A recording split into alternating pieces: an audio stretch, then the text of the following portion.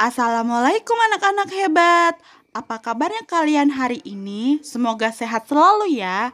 Hari ini kita akan belajar rangkuman tema 8, Bumiku, subtema 1, perbedaan waktu dan pengaruhnya, kelas 6 SD.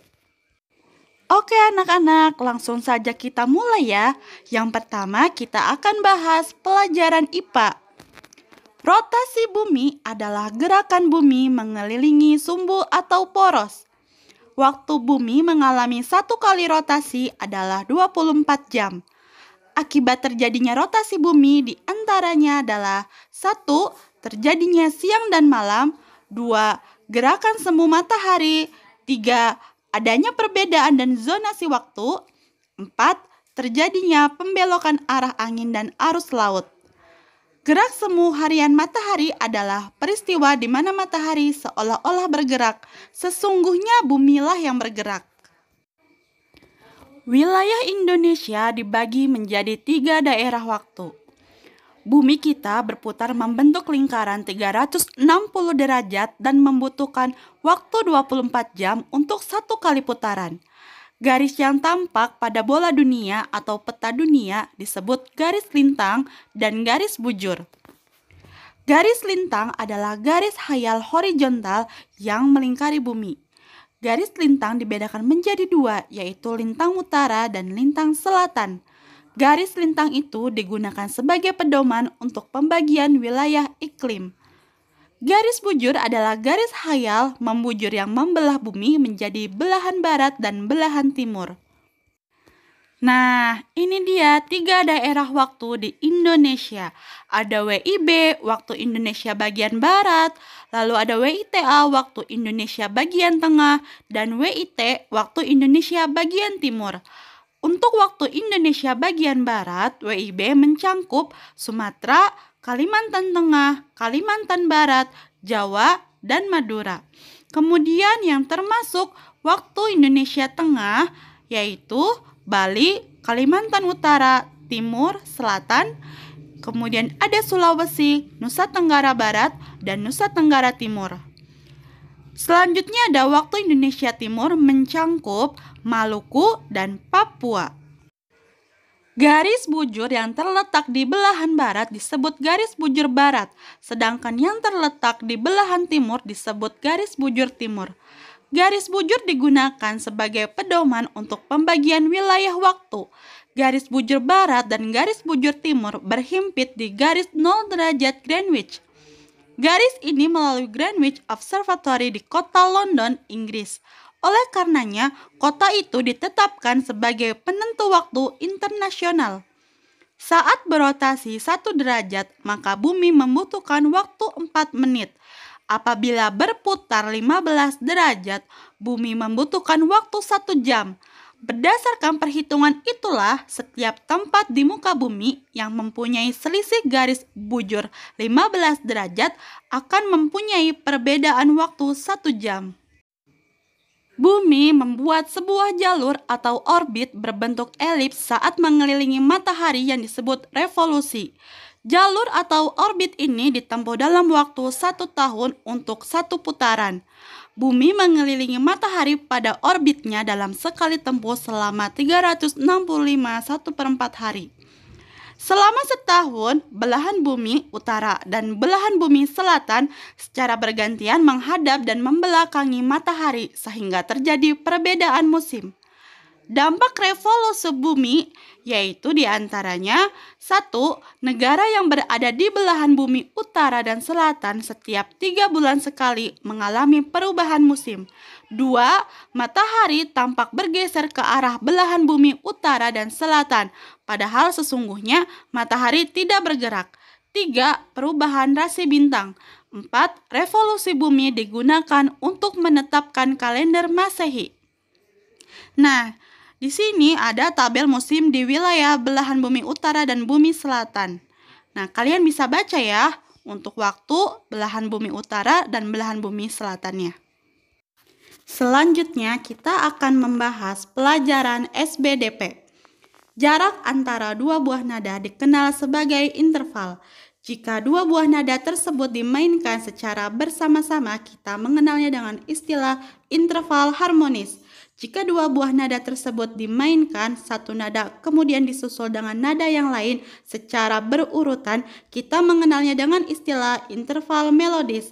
Lagu Ambilkan Bulan Bu merupakan lagu anak-anak ciptaan Bapak A.T. Mahmud. Lagu Desaku Yang Kucinta merupakan lagu ciptaan El Manik. Dan lagu Bersih dan Sehat merupakan lagu ciptaan A.T. Mahmud. Oke, selanjutnya kita akan bahas pelajaran IPS, kawasan Asia Tenggara. Asia Tenggara terletak pada 29 derajat lintang utara dan 6 derajat lintang selatan. Berdasarkan garis lintangnya, hampir seluruh wilayah Asia Tenggara berada di daerah tropis. Secara geologis, sebagian besar wilayah Asia Tenggara dilalui rangkaian pegunungan muda Mediterania. Secara geografis, wilayah Asia Tenggara berada di jalur lalu lintas yang menghubungkan Samudra Pasifik dan Samudra Hindia antara Australia dan Asia. Kawasan Asia Tenggara juga dilalui jalur pelayaran antara Asia Timur dan Asia Selatan. Negara-negara yang terletak di kawasan Asia Tenggara meliputi Indonesia, Myanmar, Thailand, Laos, Kamboja, Vietnam, Malaysia, Singapura, Brunei, Filipina, dan Timor Leste. Kita akan bahas negara Singapura. Kondisi alam Singapura. Hampir semua wilayahnya berupa dataran rendah. Suhu udara di Singapura rata-rata 26 derajat Celcius.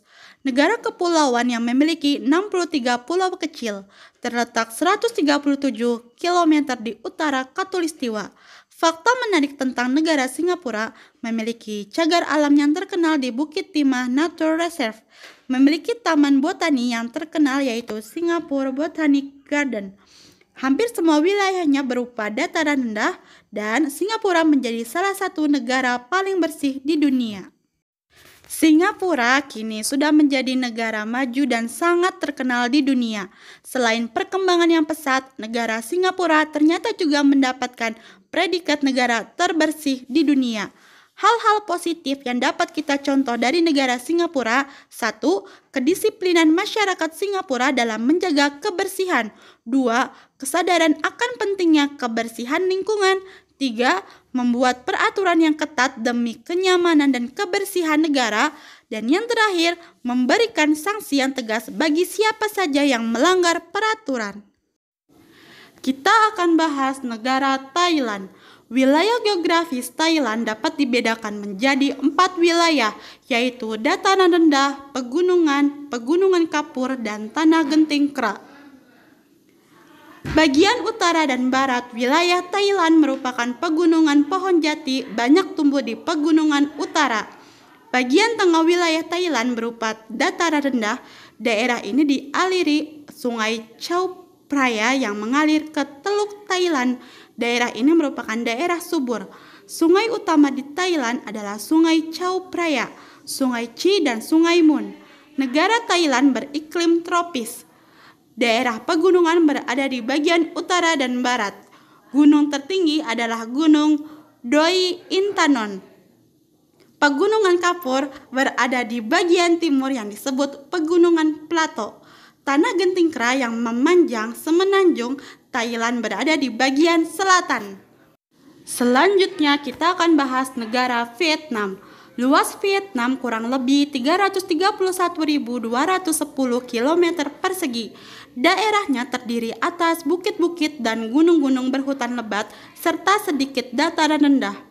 Wilayah Vietnam bagian utara berupa pegunungan, sedangkan bagian selatan berupa dataran rendah yang subur. Gunung-gunung yang ada di Vietnam antara lain Gunung Ngoc Linh dan Gunung Chuyang Sin. Sungai utamanya adalah Sungai Mekong dan Sungai Sangka. Kita lanjut ASEAN. Negara-negara yang terletak di Asia Tenggara bersepakat untuk membentuk sebuah organisasi yang bernama ASEAN. Organisasi ASEAN didirikan 8 Agustus 1967 di Bangkok, Thailand. ASEAN bertujuan menjalin kerjasama antar negara Asia Tenggara. ASEAN diprakarsai oleh perwakilan 5 negara Asia Tenggara, yaitu Menteri Luar Negeri Adam Malik dari Indonesia, Tun Abdul Razak Malaysia, Panat Koman dari Thailand, Raja Ratnam dari Singapura, dan Marciso Ramos dari Filipina. Mereka menandatangani deklarasi pendirian ASEAN. Deklarasi itu bernama Deklarasi Bangkok. Indonesia menjalin kerjasama dengan negara-negara di Asia Tenggara. Kerjasama tersebut dilakukan demi kemajuan anggota. Kita lanjut ke pelajaran PPKN. Sebagai warga negara Indonesia, kita juga memiliki kewajiban untuk menjaga lingkungan hidup agar tetap baik dan sehat. Kewajiban adalah sesuatu yang harus kita lakukan. Beberapa kewajiban sebagai anggota keluarga diantaranya 1. Mendengarkan nasihat orang tua. 2. Menjaga kebersihan dan kesehatan lingkungan rumah. 3. Menanam dan merawat tanaman di sekitar rumah. 4. Bekerja sama antar anggota keluarga. 5. Membuang sampah pada tempatnya.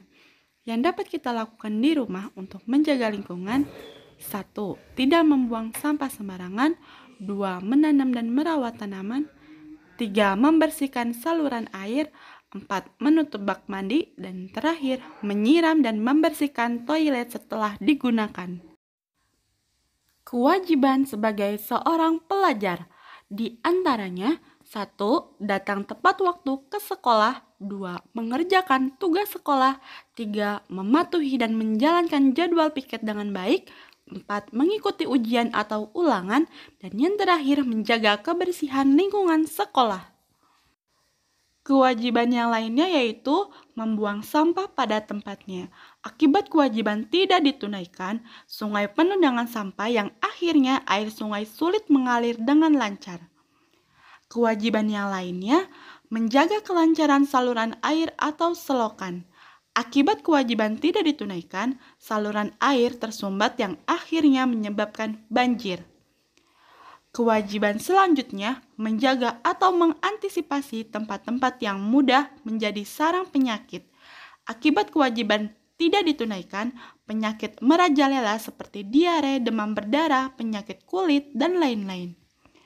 Kewajiban selanjutnya, menjaga kebersihan lingkungan. Akibat kewajiban tidak ditunaikan, lingkungan menjadi kotor, penuh dengan sampah. Kewajibanku dalam menjaga kebersihan dan kesehatan. Kita bahas yang lingkungan rumah dulu ya. 1. Wajib merapikan tempat tidur ketika baru bangun. 2. Wajib mandi secara teratur minimal 2 kali sehari. 3. Membersihkan atau menyapu kamar tidur, ruang keluarga, teras, dan ruangan lain. 4. Wajib membuang sampah pada tempatnya. 5. Menutup semua wadah yang berpotensi jadi sarang nyamuk, dan masih banyak yang lainnya. Kemudian ada di lingkungan sekolah, kewajibannya yaitu 1. Wajib melaksanakan piket kelas. 2. Wajib menjaga kebersihan sekolah. 3. Wajib membuang sampah pada tempatnya.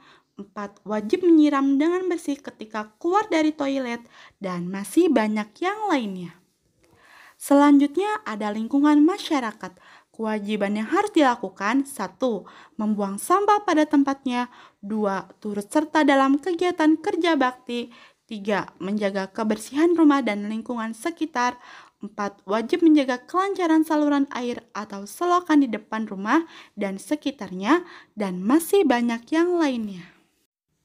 Nah, anak-anak, ini ada lanjutan IPS yang tadi belum sempat terbahas, yaitu ada kerjasama ASEAN di bidang ekonomi.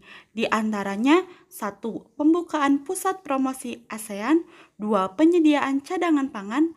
3. Penyelenggaraan proyek industri. 4. Kawasan perdagangan bebas.